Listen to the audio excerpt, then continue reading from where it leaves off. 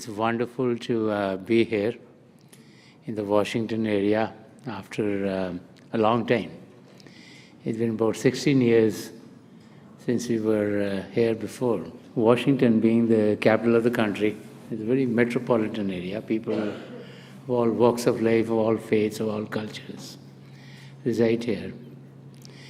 And it's very interesting that the spiritual path, through the grace of Sant Rajinder Singh Maharaj, sowed its first seeds in this part of the country. So the mission of Sant Rajinder Singh Maharaj started here in Washington. And we've had many strong connections in this part of the world. Many of you who had the good fortune of physically meeting Sant Rajinder Singh Maharaj and then Sant Rajinder Singh Maharaj would have enjoyed being in their company, listening to their words and receiving the guidance on the outside and the inside, so that you could be focused on your goals. Our life brings many challenges, and as we pass through life, we find that at different times of our life, different challenges might hit us. And it's a human nature, because we are kind of controlled by our mind to look at things in a very pessimistic angle. When something comes in which is difficult for us to handle, and things which are contrary to what we expect are difficult for us. We as human beings have a pattern. Whatever our experiences have been, so we have expectations based on experiences in life that we expect life to bring to us. And as soon as that expectation is not met, we get devastated. We say, how can this happen to me? Why is God not taking care of this? And it is then that negativity starts to come in our life. And once negativity comes, it's very difficult to get out of the spiral, because the negativity only has a spiral which takes it down and down and down. This is why you have so many people in depression today, so many people who are having a very difficult time dealing with some things which maybe are not as difficult to deal with as we make them to be. So whenever saints have come into this world, they've always exhorted us to be positive, to have hope, to know that help is on the way, to know that things are going to be better, and there's always, light at the end of the tunnel.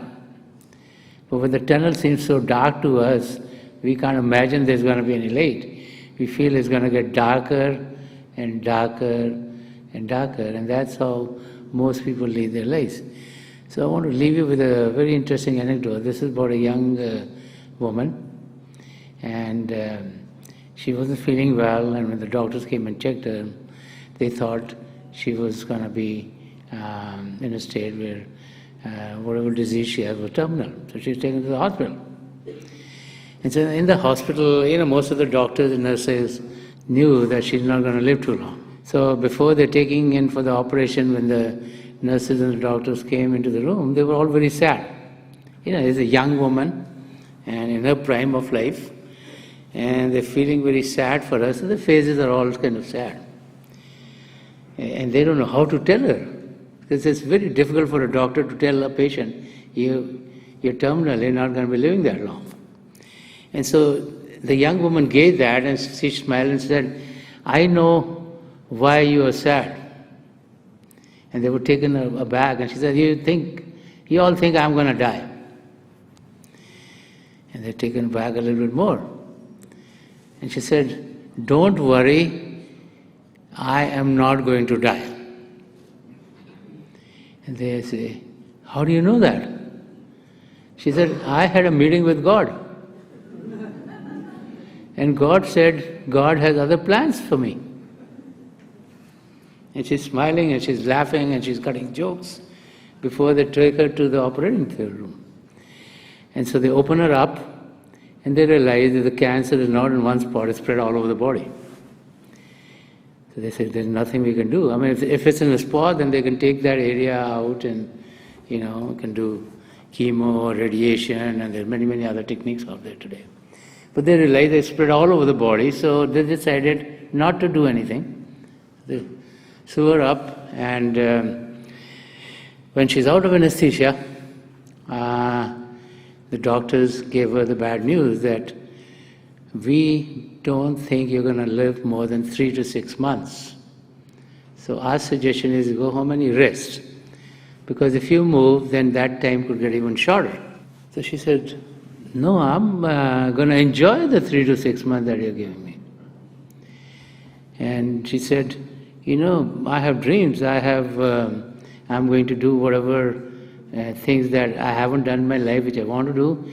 And the first thing I want to do is I want to go to Switzerland. So why do you want to go to Switzerland? She said, everyone says it's heaven on earth. So I want to check it out and compare it with heaven when I get out there. Which is better?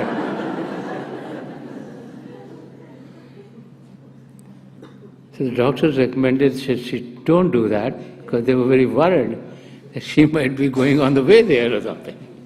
Might get to heaven before she thinks she will. But as this anecdote is talked about, she went home. She was in a wheelchair by that time.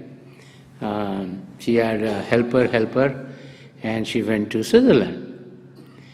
And she was gone for over a month, and she visited the mountains. She enjoys the beauty of Switzerland and the fall flowers and the sweet breeze and everything. And then when she's back, she came back to the hospital, for a checkup. And when the doctors walked in the room, they were amazed. She was not in a wheelchair anymore, and she was walking. So she came home, and the doctors thought that she'll be going pretty soon. So 3 months passed by, 6 months passed by, many years passed by, and she was still there. And so the doctors started thinking, what is it that made her change? Because according to them, whatever her condition was, she should have gone in 3 to 6 months. And then they realized it was a positive thinking.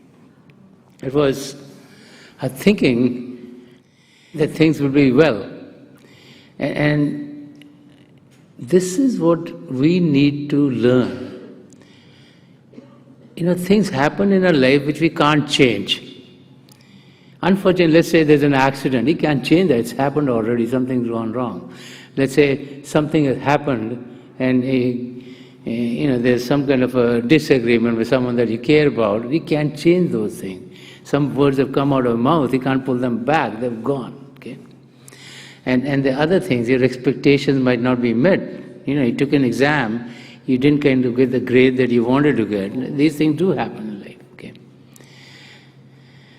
Those cannot be changed. So we need to deal with them in a positive manner. If we start to keep on thinking of why this thing didn't happen, what would have happened if I would have done this or that, or that, then the mind has gotten the better of you.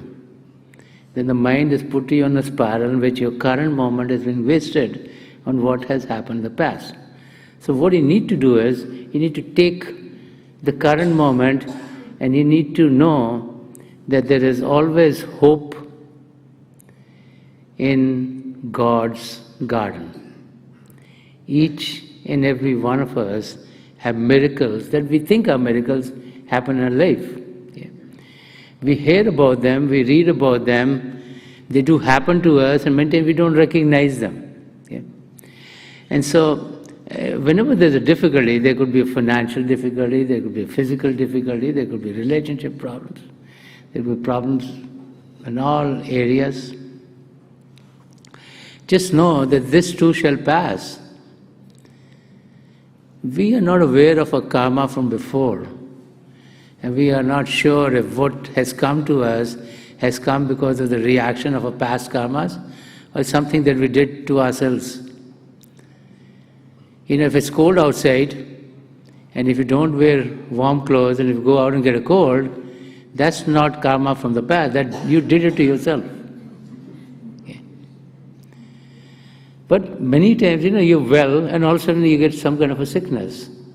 That may be coming from the past. It's nothing that you did to be in that situation, but maybe it's some payment we have to make for the past karmas. But that will pass too, and we've seen that in life happen time and time again. Many of us have gotten very sick and many times in our life, but then we came out of it, But when you get very sick and you get very weak and you have a tough time walking, you're not sure if you're going to live or not, and if your mind puts you in that spiral, then you just keep on thinking like that. But if you are in that state, and as the doctors are telling today, get up, walk, do something, keep yourself moving, that's the right way of handling stuff. It's the right way of handling that difficult situation. And so the key is to know that the future is going to be brighter than the past. So don't live in the past. If you live in the past and if you focus only on the negativity, then all of your future is going to get very distraught to you. But if you believe that the future is going to be better than the past or brighter than the past, then you will be leading your life in a manner in which no difficulty would look like a difficulty to you. So how do you do that? You need to be in tune with that which is always going to be stable. Most of us are in tune with the world outside. We live at the level of our physical senses, and because we live at the level of our physical senses, so a sense of sight, hearing, smell, taste and touch, they are taking our attention, which is the outer expression of our soul, and putting it in the world outside. Now this world we think is permanent, but it's temporary. There might have been buildings here for 2,000 years, but then they go away too. Nothing here is permanent, everything here is temporary.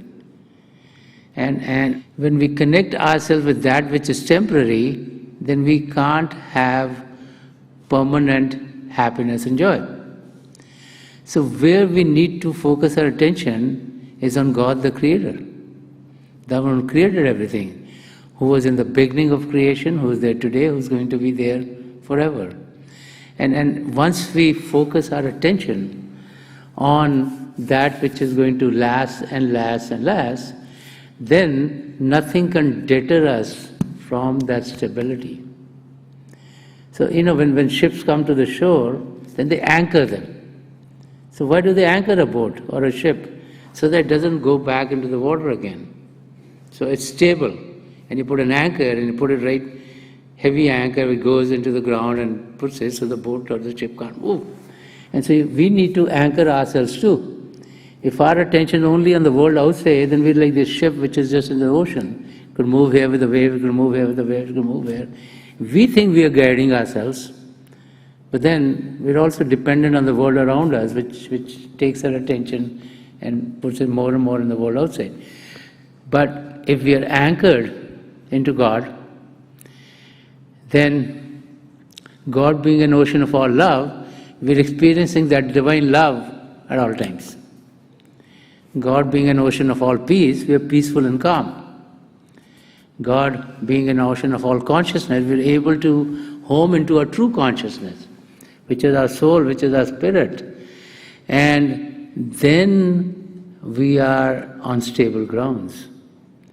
Nothing can deter us there. Everything with God is happy. Everything with God is joyous. Everything with God is fulfilling. And so we need to be in that state in which we are able to experience that state for all times to come. And to be focused on God is to go within ourselves.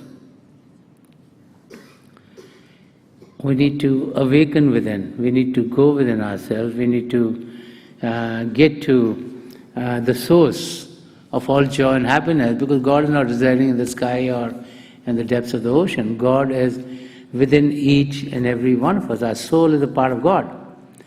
And that we need to be focused on. We're always focused on the outside, on the physical being, but not on what gives it power. Like in your home, you have all these appliances. You're used to the appliances, but you don't focus on the power station. And if the power is gone, then nothing works. So we need to focus on where the power is coming from. And as we connect with that, then the power is always there. It's never going to go away. And so as we connect with that, then we will be in a state of happiness and joy, of peace and bliss. And that connection with the divine power within is a connection that we get as we meditate.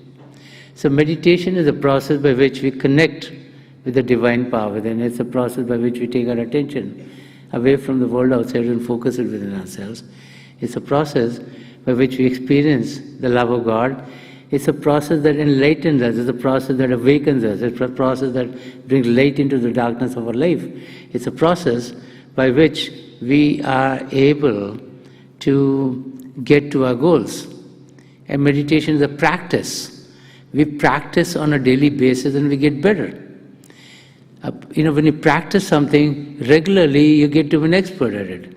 And so when we practice meditation on a daily basis, every day we get better and better and better at it. And then we're able to experience the joys of being with the divine power within. So let us start our program with a little meditation. Please sit as comfortably as you can. Close your eyes very gently, just like you close them when you go to sleep. Your eyeball should be straight, focus 8 to 10 inches in front of you. As you close your eyes, those of you who have been initiated in the mysteries of the beyond, please do Simran. And those of you who are new here, please repeat any name of God that you feel comfortable with. This repetition of God's name should be done mentally and not out loud. I pray to God Almighty to help each and every one of us here connect with the divine power within and to experience the divine light of God within ourselves. Right in front of you, with time, you'll experience flashes of light. Flashes of light, circles of light, lights of various colors. In the beginning, it looks like the light is coming and going, but then with time, these lights stabilize, and then many, many other vistas start to open up for you. You might experience a sky full of stars, in a moon, in a sun, and then many, many other wondrous experiences which are waiting for you to be unfolded. Just keep your attention right in the middle of your experience.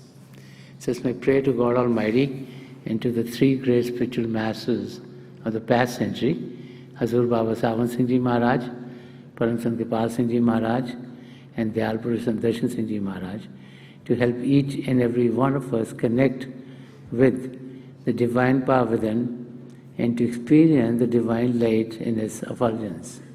We'll be sitting for a few minutes. I'll be getting you out of this meditative state at that time, and my best wishes are with each and every one of you.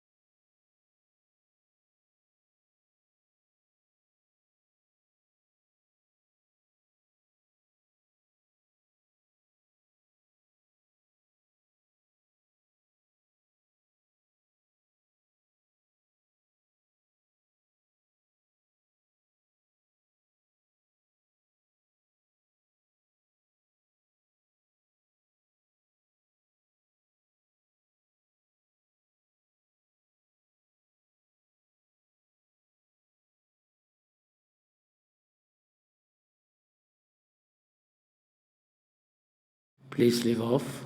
Please leave off. When we just meditate for a few minutes, we can connect with the calm and the peace and the divine power within. So my suggestion is, as you go to your homes, please meditate at least for half an hour at a time. Those of you initiated, the longer you can meditate, the better off we are. Sant Rajinder Singh Maharaj asked us to spend 10% of our time to holy practices, which is about 2.5 hours. So gradually you can get there.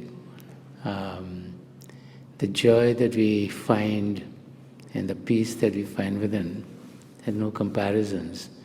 And the more we connect with it, and the more we find ourselves to be in a state of bliss, in a state of happiness that we've never experienced before. As we come to the meditation center, as we come to the ashrams, there's an opportunity to share, to be together, to focus on life, to be able to lead life as it should. And as you do that, you'll find that you yourself are having to deal with the ups and downs of life in a very calm manner, where you have equipoise and nothing's going to take you away from the source of all joy and happiness.